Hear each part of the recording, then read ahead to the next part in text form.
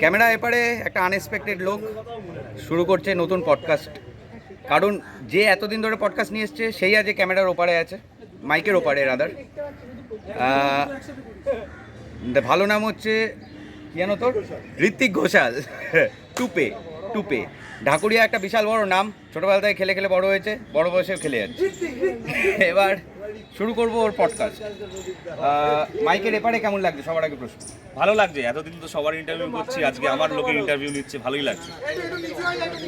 আচ্ছা, এটা সবার আগে যেটা প্রশ্ন আসার উচিত সেটা হচ্ছে 5 বছর বয়স হলো এই টুর্নামেন্টটা, শুরু থেকে আছিস, কেমন লাগছে মানে এই 5 বছর এসে? সবচেয়ে বড় ফিলিংস হচ্ছে যে আমাদের নিজেদের সন্তান, এটা আমাদের নিজেদের টুর্নামেন্ট, হাতে করে একে আমরা বড় করে তুলছি, 5 বছর ধরে লালন পালন করছি সবাই মিলে। আমার তো মনে হয় না কারোর এক ফোঁটা এফোর্ট কম আছে, সবাই মিলে যে এফোর্ট দিয়ে 5 বছর ধরে আমরা এটাকে বড় করছি। আগামী দিনে চাইবো এটা আরও বড় হোক, আরও সাফল্য যাক, একটা একটা স্টেপ করছি। যদিও এখানে নির্জত চক্রবর্তী বলে একজন লোক আছে, যা যা কমিটমেন্ট করেছে একটাও রাখতে পারেনি, বাকিরা যা যা যেটুকু বলেছে যারা যারা বাড়িয়েছে। কিন্তু একটা লোক আমাদেরকে লাস্ট ইয়ার সারা বছর ধরে বলেছে এই করব তাই করব সেই করব, কিচ্ছু করেনি। আমাদের প্রত্যেকটা লোকের কন্ট্রিবিউশনে এই টুর্নামেন্টটা আজকে এই জায়গায় গিয়ে দাঁড়িয়েছে। খুব ভালো, খুব ভালো। তো এবারে আমাদের টুর্নামেন্টে যে জায়গায় বাজেট পৌঁছে গেছে, তোমার কি মনে হচ্ছে এরপরে আরও বাড়ানো যাবে? না, বাড়ানো যাওয়া উচিত নয়। আমাদের এখানে আমাদের কোর কমিটি মেম্বাররাই বলা হয়েছিল যে যা হবে 5 বছরের জন্য। নির্ঝর চক্রবর্তী এবং বুবুল কর্মকার সেটাকে ভেঙে খান খান করে দিয়েছে।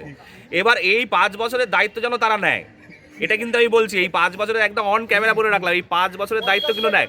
আমি যেটার দায়িত্ব নিয়েছি আমি সেটার 5 বছরের দায়িত্ব নেব, না হলে তার খেসারত আমি দেবো, কিন্তু তারা যেটা বলেছে সেই দায়িত্ব কিন্তু তারা যেন নেয়। খুব ভালো। এবার খেলায় ফিরে আসি। টিকেআর টিমের মেন ব্যাটসম্যান, তো সেটা কতটা চাপ এবং টিম নিয়ে কিছু বলার আছে? মেন ব্যাটসম্যান লাস্ট কয়েক বছর ধরেই এই চাপ থাকছে, নিয়ে খেলতে হচ্ছে। একটা উল্টো দিকে একটা থাকলে কি ইজি হয়, একটু ইজি হয়। একটা টাইমে খুব প্রেশারে এসে যায়, সেই প্রেশারটা রিলিজ করার জন্য একটা লোকের দরকার পড়ে। সেই লোকটা যদি ক্লিক করে যায় তাহলে প্রেশারটা ফিল হয় না।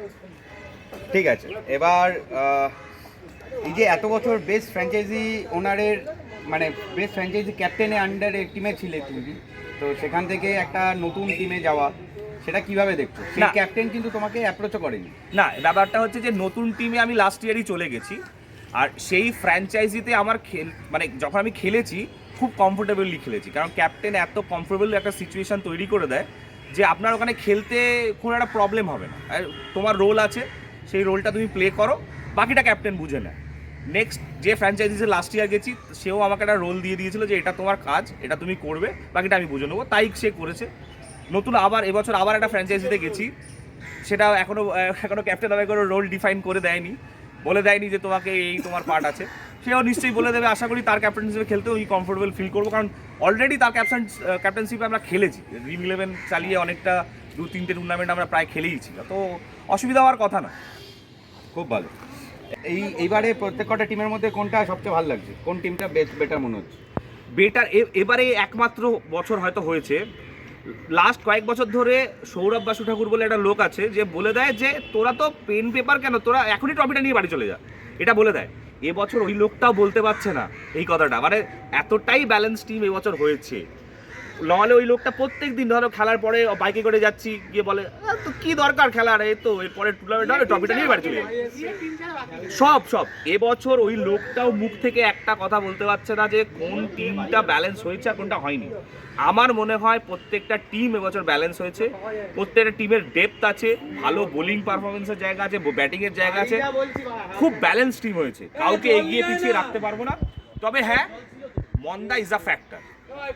মন্দা ইজ আ ফ্যাক্টর, এটা কিন্তু নোট করার মতো কথা। মন্দার টিমে না খেলেও বলছে মন্দা ইজ আ ফ্যাক্টর, এটা মানে ভালো ব্যাপার, মানে অপোনেন্ট প্লেয়ারকে সম্মান। টেকনিক্যাল জিনিস আছে, আমি বলতে চাই এই টেকনিক্যাল জিনিসটা আমি ধরতে পারিনি, এটা আমাকে গাবলাদা বলেছে। গাবলাদা বললো যে টুপে তুই চিন্তা করিস না, মন্দা তোকে নেবে না। এলাম কেন? বললো মন্দা কাউকে 3 বছর রেগুলারলি নেয় না, 2 বছর হলেই সরিয়ে দেয়। তো মন্দা এবারে দুপুরবেলা একটা জায়গায় আমরা একটু বুঝেছিলাম অকশনের দিন, সেই জায়গাতেই আমাকে ক্লিয়ার করে দিয়েছিল যে আমি তোমাকে নেবো না, নিতে পারবো না, ডোন্ট মাইন্ড, তুমি অন্য টিমে যাও, ভালো পারফরমেন্স করো। এবারে আমি তোমাকে নিতে পারবো না। সেটা আমার কাছে আগে থেকেই বার্তাটা ক্লিয়ার ছিল। তো বুকে ব্যথা অনেক কম। বুকে ব্যথা কম, কিন্তু তাও অল্প অল্প আছে, কম বলেছি, পুরোপুরি যায়নি বলেনি, এটা কিন্তু নোট করার ব্যাপার। ঠিক আছে, আচ্ছা এবার ট্রফিটা পেলে তো ভালো লাগবে। এর আগে তো অনেকবার অনেক ফ্র্যাঞ্চাইজিতে ট্রফি উঠেছে, এটা কি কোনো স্পেশাল ফিলিং হবে মন্দার এগেনস্টে খেলে ট্রফি পাওয়া? অবশ্যই অবশ্যই। আমি যদি যে যে যে ফ্র্যাঞ্চাইজিকে সাকসেস দিয়েছি তারকে বিট করে যদি আমি আরেকটা ফ্র্যাঞ্চাইজিকে সাকসেস দিতে পারি, তাহলে তো অবশ্যই আমার কাছে এটা গর্বের এবং আমার নিজের কাছেও স্যাটিসফ্যাকশন। ঠিক আছে, ট্রফি অলওয়েজ এ স্যাটিসফ্যাকশন। ট্রফির জন্যই সবাই খেলে। আমি যে কোনো প্রকারে জিততে নামি, খেলতে যখন নামি আমি জেতার জন্যই খেলি। যে ফ্র্যাঞ্চাইজিতেই খেলি ট্রফির জন্য খেলি। ট্রফি তো পেলে খুব ভালো, এবং আগের ফ্র্যাঞ্চাইজির এগেনস্টে যদি খেলে ট্রফি পাই খুবই ভালো লাগে। আচ্ছা এবার একটা প্রশ্ন আছে আমার, সেটা হচ্ছে গত কয়েকটা বিগ ব্যাশে second and third highest run scorer হয়ে আটকে গেছিল। তার কারণ 1 নম্বরে ছিল বরাবর গাবলা, আমাদের বেস্ট ব্যাটসম্যান এখানকার। ও এবার খেলছে না, এবার কি তাহলে হাইয়েস্ট রান গেটারটা হওয়ার চান্স কতটা বেশি? না, আমি এখানে কাউকে ছোট করছি না, কিন্তু একটা টেকনিক্যাল পার্ট আছে, এটা বুঝতে হবে। লেফটিদের ক্ষেত্রে এই টুর্নামেন্টে অনেক সুবিধা আছে। গাবলাদার আমি কিন্তু লাস্ট 2-3টে টুর্নামেন্টে একসাথে ব্যাট করেছি, তাতে কি হয় ওই অ্যাডভান্টেজটা আমিও পেয়েছি, গাবলাদাও পেয়েছি, মানে ওই অ্যাডভান্টেজের জায়গাটা, সেই জায়গাটায় গাবলাদা এবারে নেই। প্রতিযোগিতা অনেকটা কম। আমি সাগর গুনবা যারা আছে তাদের মধ্যে প্রতিযোগিতা ভাগ হয়ে যাবে, এবং সেই প্রতিযোগিতা থেকে একটা ভালো মানের লেফটি বেরিয়ে গেছে, এটা অনেকটা অ্যাডভান্টেজ বলে আমি মনে করি। বেস্ট ফ্র্যাঞ্চাইজি ক্যাপ্টেন চলে এসো। টিমের নিয়ে মানে টুর্নামেন্ট নিয়ে কথা বলতে চাইছি। তোমার টিম নাইট রাইডার্স, এখানে তনুপুকুর নাইট রাইডার্স। হ্যাঁ তনুপুকুর নাইট রাইডার্স আমার না, বাবুদার টিম, বাবুদা চলে গেল। তুমি তার মধ্যে পার্ট। হ্যাঁ পার্ট। তো এখানে একজনের খেলা নিয়ে সংশয় হতে পারে, তো এটা নিয়ে তুমি কি বলছো? প্রতীক ঘোষ ডাক্তার কিন্তু বারণ করছে। প্রতীক ঘোষের একটা ক্যারেক্টারিস্টিক্স বলি। প্রতীক ঘোষ টুর্নামেন্টের হচ্ছে সিরিয়াস প্লেয়ার খুব কম আছে। প্রতীক ঘোষ ওই কমিটমেন্ট নিয়ে কোনো প্রশ্ন উঠবে না। আশা করি প্রতীক ঘোষ টুর্নামেন্টের আগে সেরে উঠবে। ধন্যবাদ, এটাতেই আমার নাম এসছে, এখানেই শেষ করে দেওয়া উচিত, এরপরে আর যাওয়া দরকার নেই। খুব ভালো পডকাস্ট হয়েছে, আমি দারুণ করেছি, থ্যাংক ইউ খুব ভালো লাগবে। পরে এবার তুমি এখানে চলে এসো। বেস্ট অফ লাক 2 তারিখের জন্য। হ্যাঁ থ্যাংক ইউ টাটা।